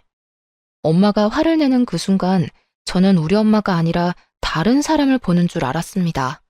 너무 신경질적으로 변한 엄마의 모습에 제가 더 물어볼 수 없었어요. 아빠도 엄마가 갑자기 저러는 이유를 모르겠다네요. 아무래도 일하는 곳에서 무슨 일이 있었던 게 아닌가 그렇게 추측만 하는 겁니다. 혹시 일하는 동료들이랑 다툼이 있었나 저도 그렇게만 보는 게 최선이었어요. 그래도 불확실하겠지만 한 가지 알아볼 방법은 있었는데요. 남편이 오다 가다 엄마의 이상 징조를 봤을지도 모른다고 생각해서 남편한테 한번 물어보기로 했습니다. 엄마가 일을 갑자기 관뒀어. 일을 안 하는 건 괜찮은데 진짜 어디 몸이라도 안 좋은 건가 싶어서 걱정돼. 말 걸어도 성질만 내고 아무래도 직장에서 뭔 일 있었던 것 같은데 혹시 당신 엄마 그만두기 전에 마주친 적 있어? 그래? 잘 모르겠는데. 나랑 마주칠 땐 늘 밝게 인사하고 그러셨어. 아, 최근에 딱 한 번 날 봐도 모른 척 하긴 하시더라. 그 이후론 본 적이 없었는데 그만두신 거였어? 당신도 모르는구나. 이번 주에 엄마한테 같이 가볼래? 엄마가 당신만 보면 좋아하니까 당신이 가주면 기분 좀 나아질 것 같아서. 남편은 제 말에 흔쾌히 수긍했고 고맙게도 바쁜 시간을 빼서 우리 엄마를 위해 같이 친정집을 찾았습니다. 아빠한테 미리 말했기 때문에 아빠가 엄마한테도 알렸을 거라 생각했어요. 집에 갔더니 엄마는 지난번 저 혼자 찾아왔을 때와 똑같은 자세로 누워 있더라고요. 그렇게 좋아하는 사위가 왔는데도 내다보지 않았습니다. 거기서 저는 엄마 문제의 심각성을 더 느꼈고 남편도 평소와 다른 엄마의 모습에 의아해했어요. 남편은 우리 엄마의 애정을 가장 많이 받았던 사람이기에 엄마한테 다가가는 것도 거리낌이 없는 사람이었는데요. 남편이 상냥한 말투로 엄마한테 다가가며 인사를 했거든요. 그리곤 아주 난리가 나버렸습니다. 장모님, 저 왔어요. 장모님이 좋아하시는 간장게장도 사왔는데 일어나서 같이 먹어요. 거의 매일 장모님 만나는 재미로 출근했는데 요즘 안 보여서 걱정 많이 했어요. 고민 있으시면 저한테 연락하시지. 누워만 계시지 말고 같이 밥 먹으면서 얘기해요. 저랑 아빠가 말을 걸어도 귀찮다고 저리 가라는 말만 반복했던 엄마는 남편이 말을 거니까 몸을 벌떡 일으켜 앉았습니다. 그리곤 다짜고짜 남편을 밀쳤어요. 쭈그리고 앉아있던 남편은 놀라서 엉덩방아를 찧었고 지켜보던 저랑 아빠가 급히 엄마를 말렸습니다. 재미? 너는 어른 만나는 걸 재밌다고 표현하니? 내가 이러는 거 싫다고 몇 번을 말했어. 다 나가. 제발 혼자 있게 해달라고. 엄마, 말을 해줘야 우리도 그에 맞는 행동을 할 거 아니야. 사람 걱정시켜놓고 매번 아무것도 아니라고 하면 엄마 걱정 때문에 일 못하는 우리는 어떡하라고. 불만이 있으면 꽁에 있지 말고 말을 해. 그래야 해결해주든 도와주든 하지. 언제까지 가족 밀어내면서 가족한테만 화풀이 할 건데? 지금 누구보다 장모님이 답답하고 힘드실 거야. 이럴 땐 사람 마음 재촉하는 거 아니야. 아무래도 장모님 쉬게 하는 게 낫겠다. 죄송해요, 장모님. 저희 방해 안 할 테니까 푹 쉬세요. 격앙된 분위기에서 남편이 저를 데리고 방을 나가는데 엄마는 방문이 닫힐 때까지 우리를 노려보고 있었습니다. 정말 다른 사람 같았어요. 혹시나 갱년기라서 그러는 건가 생각도 했습니다. 하지만 아무리 갱년기가 왔다고 하더라도 사람이 저렇게까지 돌변할 수 있나 이해가 안 되는 거예요. 몸이 안 좋아서 일을 그만뒀다고 했는데 제가 보기엔 엄마가 몸보다는 정신적으로 어딘가 힘든 점이 있는 것 같았어요. 우울증처럼 보이기도 했으니까요. 이걸 그대로 두는 것도 걱정이겠지만 무엇보다 엄마랑 단둘이 있어야 하는 아빠도 걱정되었습니다. 그래서 그날 이후 아빠한테 매일매일 연락했던 걸로 기억해요. 남편도 엄마가 그렇게 변해버린 것에 대해서 많이 놀란 눈치였어요. 그날 그 일이 있고 나서 저한테 먼저 엄마 얘기를 한 번씩 언급했거든요. 하지만 그때마다 저는 같은 답을 줄 수밖에 없었습니다. 아빠가 하는 말이 엄마가 좀처럼 나아질 기미가 안 보인다고 하더라고요. 그 사이 프로젝트가 끝났다는 남편은 컨디션이 다시 회복되었어요. 다만 회식은 어째 더 많아진 것 같기도 했습니다. 언제는 프로젝트 수고했다는 기념으로 동료 직원들끼리 휴가를 다녀오기도 했거든요. 남편이 주말 말고는 밖에 있는 시간이 더 많았지만 그래도 남편의 기분이 좋아져서 저도 살만은 했습니다. 그래서 남편에게 엄마에 대한 고민을 더 편하게 털어놓을 수 있었어요. 그런데 하나가 해결되니까 다른 하나가 또 문제더라고요. 이번엔 한동안 신경 못 쓰고 있던 시댁이 저를 예민하게 만들었습니다. 시부모님 두 분 중에서도 시모가 유독 제 심기를 가만두질 못했어요. 생각지도 못한 타이밍에 시모가 저희 집을 방문한 적이 있었는데요. 주말이었는데 연락도 없이 찾아온 상황이었던지라 심장이 얼마나 덜컹했는지 모릅니다. 시모가 찾아온 이유는 다름 아닌 저와 함께 백화점을 방문하기 위해서였어요. 다음 주에 큰집 할머니 팔순 때문에 우리 친척들 다 모이는 거 알지? 단순히 고깃집 가는 거라고 해도 난 촌티나게 입고 다니는 며느리 용납 못해. 옷 봐줄 테니까 값 좀 있는 걸로 하나 사. 그런 거라면 그냥 전화로 말씀해 주시면 되는데요. 괜히 피곤하게 먼 걸음 할 필요 하셨네요. 내가 일개 공무원 안목을 어떻게 믿니? 네가 대기업 며느리들이 어떻게 먹고 사는지 어떻게 어울리는지 봤어? 기꺼이 사놈마저 싸구려일까봐 불안해서 잠을 잘 수가 있어야지. 내가 골라주는 걸로 사고 무조건 그거 입고 와라. 그렇게 억지로 끌려간 백화점에서 정말로 시모가 골라주는 옷을 구매하게 되었는데 당연히 제 돈으로 결제했습니다. 시모는 자기도 그만한 수준의 옷을 사 입을 형편이 안 되면서 저한테 너무 과한 걸 요구했어요. 겨우 합의본 금액이 위아래로 60만 원 가량의 옷이었습니다.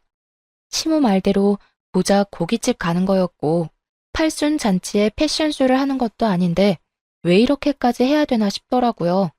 그런 기분이 막상 옷 사고 나니까 드는 겁니다.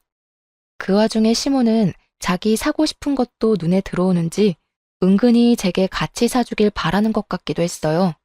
진심으로 돈이 없어서 그렇게 해주진 않았습니다. 그랬더니 시모가 집으로 돌아갈 때 더 딱딱하게 굴더군요. 아무리 생각해도 이건 너무 사치인 것이라고 생각이 들어서 저는 다음날 결국 혼자서 백화점을 찾았습니다. 그리곤 환불해버렸어요. 사들고 가서 아예 입질 않았기 때문에 100% 환불을 받을 수 있었죠. 60만 원이 누구 집 개 이름도 아니고 고작 고깃집 가는데 그만한 돈을 들일 순 없었습니다. 대신 단정해 보이는 것으로 제 수준에 맞게 옷을 구매했어요. 그렇게 다음 주가 되고 시댁 큰 집에 할머니 팔순 잔치를 위해서 모이게 되었는데요. 남편 사촌 되는 분들 보니까 다들 저만큼이거나 저보다 더 후줄근한 복장으로 왔더라고요. 심지어 다른 사촌들이 너무 뛰어나서 제가 남편의 흠으로 보였던 것도 아닙니다. 대기업 다니는 남편만이 친척들 사이에서 자랑거리였고 다른 아주버님들은 저처럼 공무원이거나 아니면 아내 옆에서 기생하고 살거나 그것도 아니면 그냥 중소기업 회사원 정도였어요. 그 모습들을 보니까 더더욱 옷을 환불하길 잘했다는 생각이 들더라고요. 시모가 왜 그렇게 호들갑을 떨었는지 모르겠어요. 저를 낮잡아 보는 사람도 시모밖엔 없는 듯 했습니다. 하지만 시모는 제가 다른 차림새로 나타나자 무척 화가 난 모습이었어요. 저를 보자마자 사람들 없는 곳으로 끌고 가더니 대놓고 지적하더라고요. 어제 산 옷은 어쩌고 이상한 거적대기를 걸치고 왔어? 우리 아들 얼굴에 똥칠할 작정인 거야? 쪽팔려 죽겠네. 공짜로 줘도 안 입을 옷을 입고 오면 어떡해? 어머님만 그렇게 보는 거겠죠. 다른 분들은 오히려 편하게 입고 왔는데 왜 그러세요? 어머님처럼 하면 더 보여주기 식으로 보인다고요. 지금 대드는 거냐? 내 아들이랑 다른 사람들이랑 같은 줄 알아? 돈만 없는 줄 알았더니 눈치도 더럽게 없네. 대기업 남편을 뒀으면 남편 기 안 죽게 복장이라도 있어 보이도록 차려입어야 될 거 아니야. 구급 공무원인 게 뭐 자랑이라고 머리부터 발끝까지 티를 내고 다녀? 어머님, 정말 너무하시네요. 저 한 번도 구급 공무원이라서 창피했던 적 없거든요. 저희 부모님도 자랑스럽게 생각하시는데 어머님이 뭐라고 계속 제 커리어를 무시하세요. 그러는 어머님은 공무원 돼본 적은 있으세요? 그렇게 공무원 무시할 거면 공무원부터 돼보고 나서 실컷 무시하시던가요. 제가 처음으로 시모에게 열을 냈던 순간이었습니다. 그 탓에 저는 건널 수 없는 다리를 건너고 만 거죠. 시모랑 저는 원래 가깝지 않던 사이가 더 멀어지고 말았습니다. 그날 팔순잔치를 하면서 시모랑 단 한마디도 안 하고 헤어졌어요. 그리고 시모가 그 사실을 남편한테 말했나 보더라고요. 남편이 저보고 시모한테 대들었냐고 묻대요. 어머님이 무조건 내 탓이라고 말했나 보지? 이참에 나도 물어보고 싶다. 어머님은 나랑 당신이 이혼하는 게 목표인 거래? 그렇지 않고서야 사람을 이렇게까지 모함하고 욕보일 수 있는 거야? 어머님이 나보고 싸구려라고 엄청 무시하더라고. 그래서 내가 화 좀 냈어. 나 이제 참을 만큼 참아줬잖아. 그래도 하필 친척들 다 모인 자리에서 그런 갈등 만들면 어떡해. 다른 친척분들 다 눈치채는 바람에 자리 불편했다고 하더라. 차라리 나한테 말하지 그랬어. 내가 엄마 입단속 시켰을 텐데. 당신한테 말해도 안 되니까 내가 이랬지. 애초에 내가 이런 스트레스 안 받도록 먼저 해결해주지 그랬어. 내가 말할 때까지 기다렸다가 일 터지면 뒷수습하려 하지 말고. 아, 몰라. 난 나를 싸구려로 보는 어머님한테 사과할 생각 절대 없어. 남편과 저만 지낼 때는 문제가 없었는데 어째 시간이 지날수록 부수적인 사람들 때문에 그게 곧 부부싸움으로 이어졌어요. 이건 남편과 저에게 무척 치명적인 요인들이었습니다. 그럼에도 어른들의 문제이기 때문에 저랑 남편이 어떻게 해결할 수가 없었어요. 이대로 속에서 골마가며 시간은 흘렀고 결국 저는 이혼을 통보하게 되는 날을 맞닥뜨리고 말았습니다. 웬만하면 이혼까진 안 가려고 했거든요. 마음이 좀 괜찮아지면 제가 그냥 사과를 할 생각이었어요. 하지만 친정엄마가 아픈 이유를 명확하게 알고 나니 이 사람들을 제 인생에서 도려내야겠다는 걸 깨닫고 말았습니다. 그 사실은 시댁 덕분에 알게 되었는데요. 엄마가 아픈 이유를 그때까지도 알지 못하고 있던 제가 시댁 경조사를 참석하게 된 겁니다. 그 자리에는 시조카의 돌잔치였어요. 남편 사촌과 남편 동료 직원이 친구인데 그래서 서로 가까운 사이란 걸 알고 있었습니다. 시모랑 사이가 안 좋을 때라서 돌잔치 장소를 가서도 인사를 못했어요. 정확히는 제가 인사를 했더니 시모가 대놓고 씹은 거였죠. 그러거나 말거나 저는 엄마 걱정으로 늘 마음이 안 좋았기 때문에 예전처럼 시모한테 신경을 써주고 싶지가 않았습니다. 그저 자리만 지키다가 적당한 시간을 봐서 귀가하고 싶었어요. 밥도 잘 먹지 못했습니다. 대충 구색에 맞게 행동하다가 화장실로 대피해서 잠깐 쉬었어요. 다들 돌잔치라고 축하해주고 뷔페 먹고 수다 떨고 했지만 저는 그럴 기분이 아니었네요. 그렇게 화장실에서 쉬는 동안 그 장소를 저희만 사용하던 중이었기 때문에 아는 사람들 목소리가 여러 번 들렸습니다. 그러다 우연히 남편 사촌의 아내분과 시모가 나눈 대화까지 듣게 되었는데요. 저는 여전히 화장실 칸에 있었고 그들은 화장실에 누가 있는 줄 모르는 상태였죠. 그때 들은 대화 내용이 아직도 저의 분노를 일으킵니다. 눈치가 있어야지. 걸레질하고 변기통이나 닦는 주제에 어떻게 거기서 우리 아들을 아는 체 할 수가 있다니? 우리 아들이 쪽팔려서 혼났다더라. 동료 직원들이 청소 아줌마가 장모였냐고 자꾸 물어본다는데 진짜 체면이 안 선대. 어쩜 도움되는 구석이 없는지 몰라. 자식이나 부모나 참 구질구질하지 않니? 우연이라도 어떻게 이럴 수가 있는 건지 시모가 우리 엄마를 완전히 무시하면서 흉보는 걸 듣게 된 거예요. 너무 충격이었습니다. 시모가 제 욕을 했다면 그냥 노망난 아줌마가 또 가볍게 입 놀리네 하고만 생각했을 겁니다. 시모가 개념 없는 사람인 줄은 알았지만 자기 사돈되는 사람까지 함부로 험담하고 다닐 줄은 몰랐어요. 그런데 시모 말을 잠자코 들어보니 내용은 더 기가 막히더라고요. 그리고 제가 생각하지 못했던 인물까지 등장해서 더 속상했던 날이었죠. 대화 내용의 시기는 엄마가 일을 관두기 전의 일자였습니다. 시모 말로 인하면 엄마는 여느 때처럼 사위를 마주칠 때마다 반갑게 인사하고 아는 체하고 그랬는데요. 엄마는 실제 그게 하루의 낙과도 같았다고 했다 합니다. 그랬던 엄마가 갑자기 일을 그만두고 시름시름 앓게 된 이유는 그 삶의 낙을 잃었기 때문이었어요. 한날 엄마가 남자 화장실 청소를 하는 사이 사위가 동료들과 화장실에 우르르 몰려와서는 엄마 뒷담을 했다는 거예요. 그걸 같은 공간에 있던 엄마가 들은 거였어요. 시모가 흉보고 있는 모든 내용의 시발점은 전부 남편이었다는 겁니다. 남편이 저희 엄마를 그렇게 만들었던 거예요. 엄마 그날로 너무 충격을 받아서 바로 일을 그만두게 된 거고 그 일이 잊히지 않아서 알아 누운 거였습니다. 그제야 엄마가 그렇게 좋아하는 사위를 데려가도 우리한테 화만 냈던 것이 이해되었어요.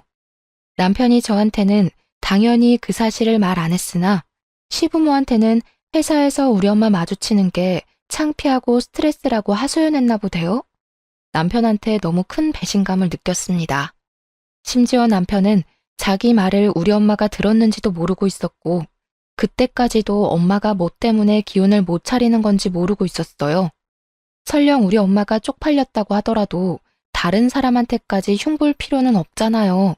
그럼 애초에 아는 척하지 말아달라고 정중히 설명을 해주던가요. 자기가 얼마든지 인사해달라고 엄마의 기분을 들뜨게 만들어 놓고선 정작 엄마랑 제가 안 듣는 데서는 욕을 하고 다녔다니 충분히 배신감 들지 않겠습니까?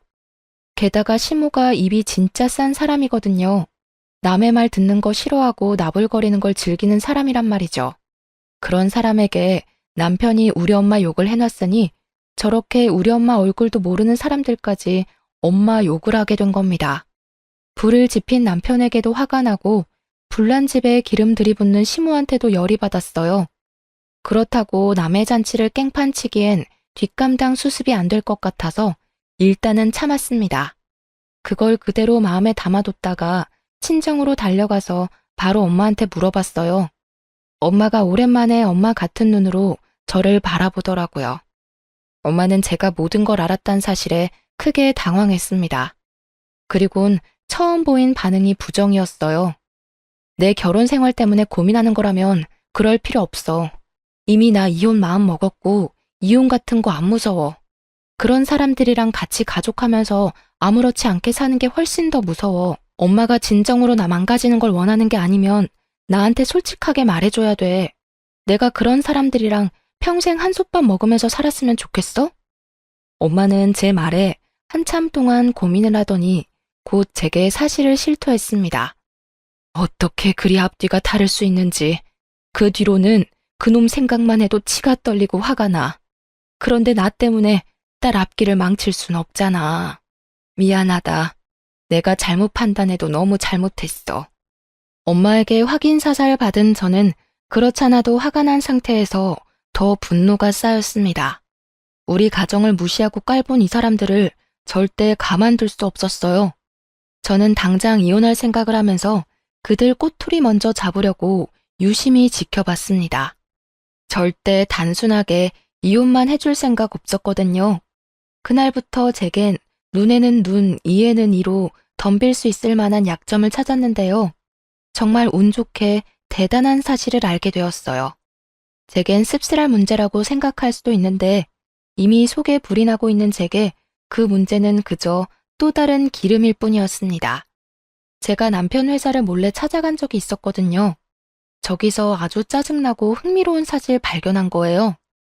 남편이 같은 회사 여직원과 바람을 피우고 있다는 걸 목격한 거죠. 심지어 남편에겐 같이 불륜 모임을 하는 대기업 식구들이 있는 듯 했어요. 서로 불륜을 저질러도 눈을 감아주는 것 같았습니다. 누구는 이런 걸 오피스 와이프라고 하더라고요.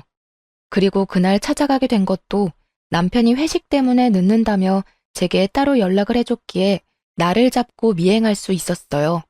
미리 남편 회사 앞에서 숨어 있었는데 남편 포함해서 남자 셋과 여자 셋이 나와서는 식당이 아닌 호텔로 가더라고요. 그렇게 들어간 그들은 그 뒤로 한동안 안 나왔습니다. 그런 곳에 남녀가 짝을 이뤄서 같이 갔다는 건 일단 그것만으로 냄새가 나잖아요. 게다가 호텔 입장하자마자 팔짱까지 끼고 가더라니까요. 그런 모습이 누가 봐도 불륜이었습니다. 그래도 이왕이면 결정적인 증거를 확보하는 게 좋으니까 저는 한 사람을 붙잡기로 했죠. 그 불륜 모임하는 남편 동료 중에 제가 아는 사람도 있길래 그 사람 사진이랑 영상까지 친히 찍었어요. 그런 다음에 그 사람한테 따로 연락해서 협박 아닌 협박을 했습니다. 사실대로 말 안 해주면 그쪽 마누라한테 불륜 사실 다 폭로할 거예요. 가정이랑 직장 지키고 싶으시면 우리 남편 파는 게 좋을걸요? 생각보다 힘은 들이지 않았어요. 그렇게 말하니까 그 동료가 자기 혼자 살려고 제게 남편의 불륜 사실을 다 토로하더라고요.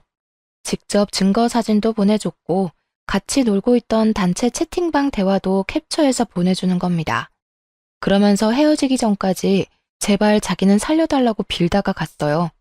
덕분에 저는 이혼 소송을 훨씬 수월하게 준비할 수 있었습니다.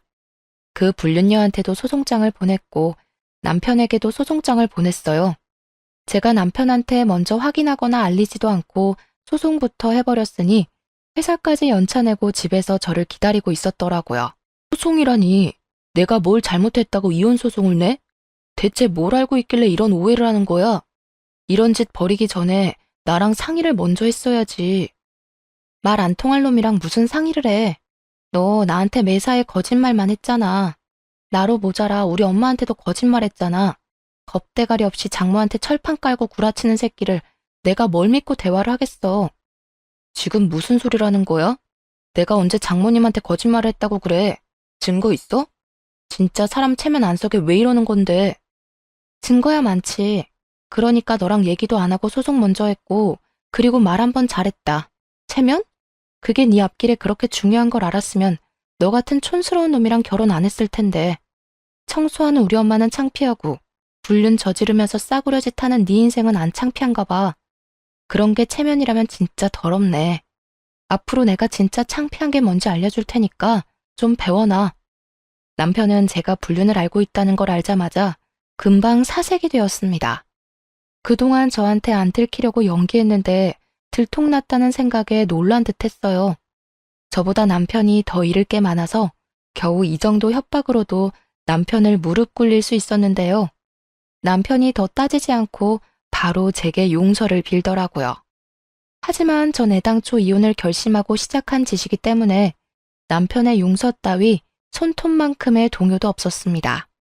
그렇게 말하고 저는 그 길로 바로 시댁을 찾아갔어요. 남편한테 그랬던 것처럼 똑같이 남편의 불륜 사실을 토로했고 증거물까지 다 공개하면서 시모한테 똑똑히 선언했습니다. 별 볼 일 없는 집에 대기업 아들 낳았다고 여태 좋아하셨죠? 사람이 높은 곳을 바라볼수록 겸손했어야지. 꼭 이렇게 싸구려 인성들이 어중간하게 허세부리다 날아간다니까. 앞으로 그 주둥아리 함부로 놀리면 이렇게 망한다는 거 잘 보세요. 그러자 시모가 저를 붙잡으면서 제정신이냐고 자기 아들이 망하면 내 인생도 망하는 거 모르냐고 협박하대요. 상황 파악 안 되는 것 같길래 나 지금 이혼 통보하는 거라고 제대로 말도 해주고 나왔습니다. 그리고 제가 친정으로 돌아가면서 제일 먼저 시도한 복수는 우리 결혼식에 왔던 남편 하객들에게 이 사실 모두 파일로 전송하는 거였어요. 남편 하객으로 별로 친하지도 않은 동료들까지 왔었는데 남편의 더러운 사생활을 일파만파 다 알게 된 겁니다. 이미지를 중요시 여기는 그 사람들에게 이런 개망신은 정말 통쾌한 복수였어요. 게다가 같은 사내 사람들끼리 벌인 불륜이라서 더 관심을 받았고 빠르게 퍼져나가더라고요. 그 때문에 사내 분위기는 금세 엉망진창된 걸로 들었습니다. 그걸 윗선에서 며칠 버티는 것 같더니 사태가 더더욱 과열되니까 결국 남편이 권고사직까지 받는 사태가 벌어졌죠. 뿐만 아니라 같이 불륜 벌인 사람들 다 잘리게 되었어요. 제게 정보를 줬던 남편 동료 직원은 자기 마누라한텐 안 걸린 것 같더라고요. 그냥 이직할 거라 둘러댄 것 같았습니다. 그런데 뭐 조만간 들키지 않을까 싶어요. 다들 이렇게 해고당하게 될 줄은 몰랐는데 본의 아니게 그 잘난 대기업 직책을 빼앗은 것 같아서 너무 속 시원했습니다. 어쨌든 일단 시댁은 자기 친척들 뿐만 아니라 주민들에게도 창피한 처지가 되었어요. 시모가 입이 싸다고 했잖아요. 자기 아들 대기업 다닌다고 자랑 많이 해놨거든요. 그리고 남편 하객이면 시부모님 손님들도 많았단 말이죠. 창피하지 않을 수가 없을 거예요. 실제로도 시부모님이 그 동네 못 살 정도로 눈초리 많이 받아서 끝내 이사를 했다고 들었습니다. 시모가 제게 끝까지 사과하진 않았지만 적어도 후회는 하고 살 거라 생각해요. 그런 사람에게 사과받고 싶지도 않네요. 아무튼 저는 받은 위자료들로 결혼 때보다 훨씬 윤택한 삶을 살고 있어요. 엄마도 더 이상 소갈이 하지 않고 저랑 같이 요가 다니면서 건강관리 중입니다. 저희 가족이 다시 화목해져서 얼마나 다행인지 몰라요. 아마 앞으로 제 인생에 2번의 결혼은 없을 듯 하네요.